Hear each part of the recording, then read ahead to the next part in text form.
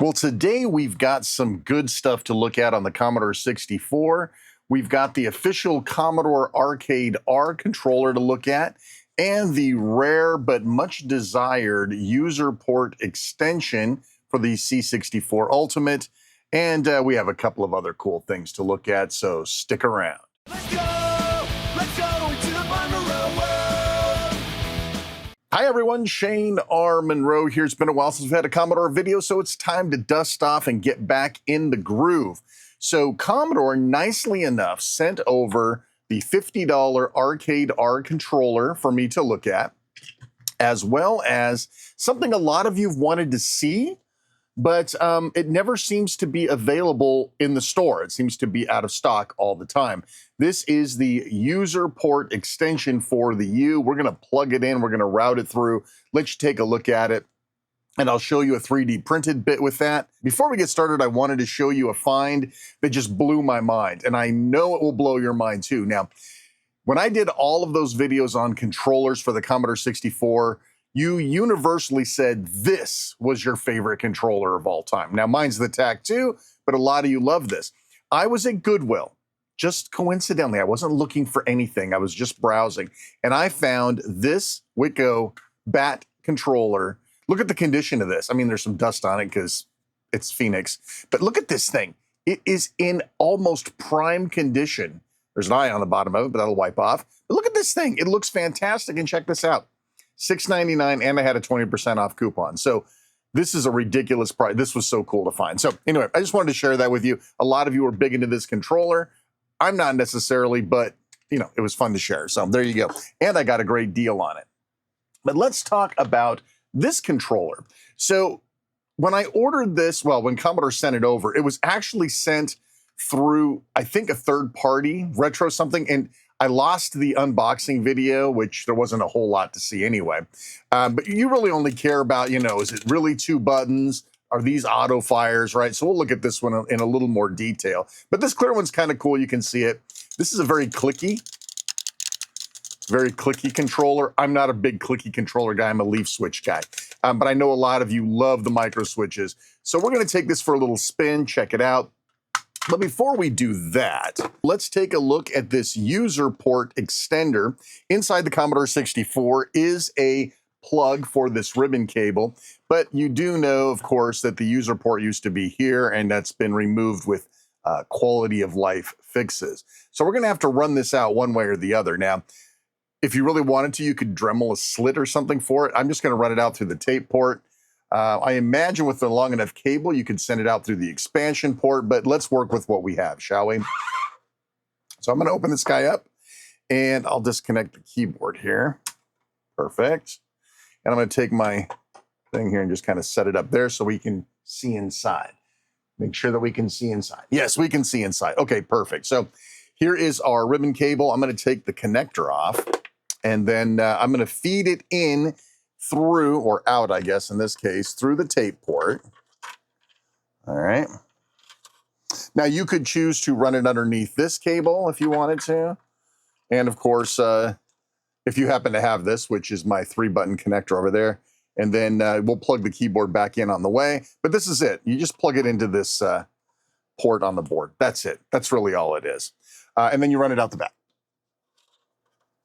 And then when I bring this down, I'll go ahead and plug my keyboard back in. There we go. And we just close her up. And this is what we have on the back. It's a little ugly, but it does do the job. Can you plug a data set in here? Yes, you can. It's a little bit of a tight fit, but it does work. So what do you do now? Well, you plug something in. Now, I don't have a 4-player adapter or anything useful.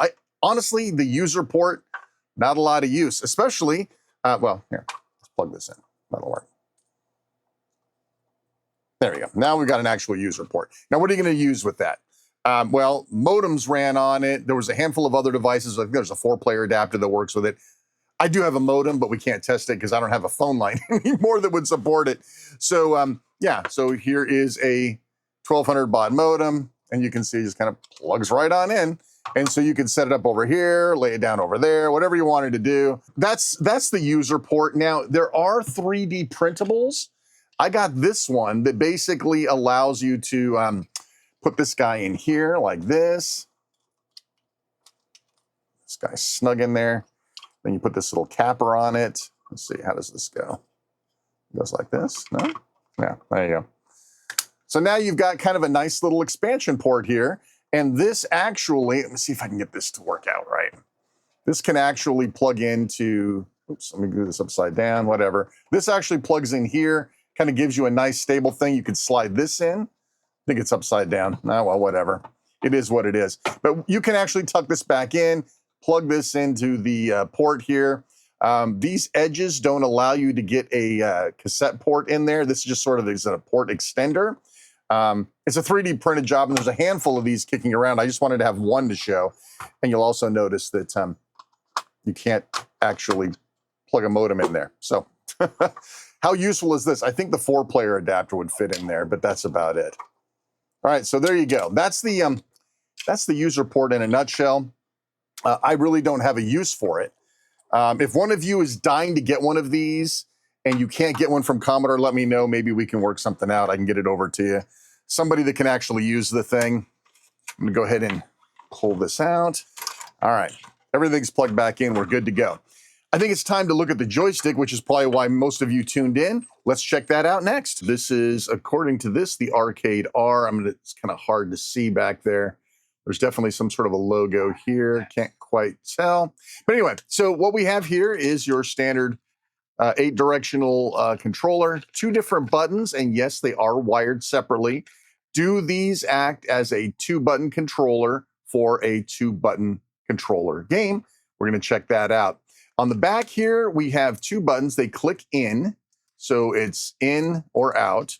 And these supposedly are rapid fires or turbos.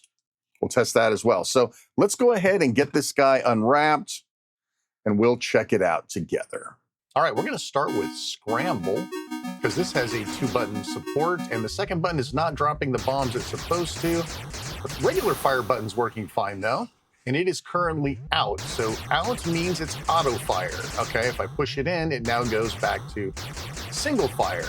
But what about this second button here? It's not doing anything. I'm going to click this in. Oh, look at that. We do. We now have a second fire button. But if I hold it down, it looks like it's auto fire. I don't think that's necessarily what we want here. So maybe I have to turn off auto fire on this side. I don't know. Nope, it's still auto fire. Or turbo fire, if you will. I don't know. I'm thinking maybe we should try a different game. Maybe there's something weird about this. So let's move on to a Green Beret. This one, you only use the second button after you pick up a special weapon, so this is always a little bit of a challenge. But at least we'll be able to see if it's actually auto-firing. So let's go up here. Let's see. So if I push the fire button, and there's definitely auto-fire, so I should be pretty much invincible right here. Look at this. I'm basically hitting the fire button so fast that there's no chance I could miss, unless, of course, I'm facing the wrong way. Oh, or I dumb like that and just run into it. All right. It's time to check out that second button, though. We kill the white guy, so to speak, and then, okay, well, it only hit one. It hit twice that time. So I think it's auto-firing still, even on the second button. Okay, well, maybe if I change this, does it change to jump? No? I don't know. All right, one more game. We're going to try it out, and then we're just going to hook up the testing harness, and we'll check it that way. All right, so here's Rambo First Blood Part 2. And let's see what we got here. So the second button is definitely rotating through your weapons, and it's doing it in an auto-fire manner while it's held down. Everything else seems to be as we experienced in the other game. So it looks like button 2 is always auto-fire. I'm not sure I dig on that. That's kind of a bummer. I would like to be able to have auto-fire controlled for both buttons or either or, but not like one, but not the other one is on all the time. We'll take the guesswork out of it. So all these are up. Okay, that works. Fire's definitely turbo. Plug it in, not turbo. Fire C, yes. Push it in, it's fire B. So you get 2 different possibilities here. So that's what that's about. Not turbo, by the way, on either one of them. But if I click that in, I don't get turbo. So that's the deal. That's the difference between them. Now we've got it all figured out. This is cool. I mean, this is not a controller per se for me, but I know a lot of you like this style. You get the basically 3-button support, which is pretty cool. And I think that'll wrap it up. There's only so much we can talk about a controller and a port extender, right? Listen, I hope you appreciate this. Like, subscribe, hit the bell, hype the video. You guys know what to do. Thanks so much for watching. I'm Shane R. Monroe. We'll see you next time.